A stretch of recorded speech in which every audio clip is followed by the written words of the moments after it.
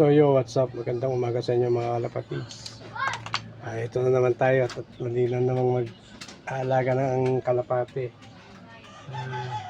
Hindi natin natanggihan yung tropa. May pinayaran sa ating apat. 2 babae, 2 lalaki. Kaya, so yun, hindi naman napilitan ko ba. Gusto ko lang uli.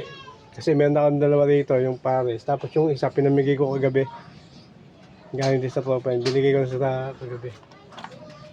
Nag-request eh. Sabi ko, sige, sa'yo na yan. Kasi may dumating naman sa akin na pinahiran ng tropa. Hindi ko rin maasikaso. Ngayon ito, palalaguin natin to mga kalapatids. Kaya, itong apat na ito, ipapakita ko sa inyo kung ano yung mga kulay. Meron tayo itong red bar, 3 checkered. Tapos isang checkered white top.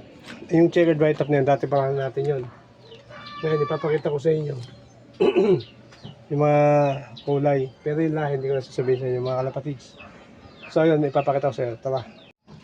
So ito mga kalapatids, ito yung yung barako natin na brown. Tapos ito yung barako checkered. Yan, parehas barako yan, pinagsama ko na. Kasi kukondisyon ko pa, baka mamaya magparisan tong mga to.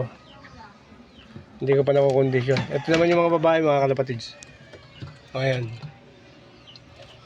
Ito na yung dati natin. Ayan.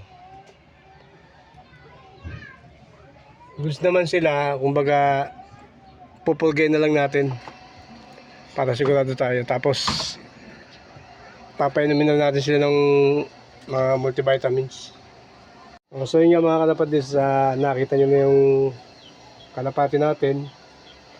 Tapos yung kulungan natin. May oregano tayo rito. Tapos may malunggay tayo dyan. Ayan. Kumbaga pag gusto natin mag herbal, magagamit natin yan mga kalapatids. Pati itong natin, oregano sa akin, malunggay. Ang kulang lang sa atin, bawang.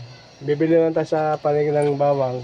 Pag na pulga na natin to after 1 week mga kalapatids. Saka natin sila bibigyan ng mga herbal na mga dahon na yan. Oregano sa malunggay.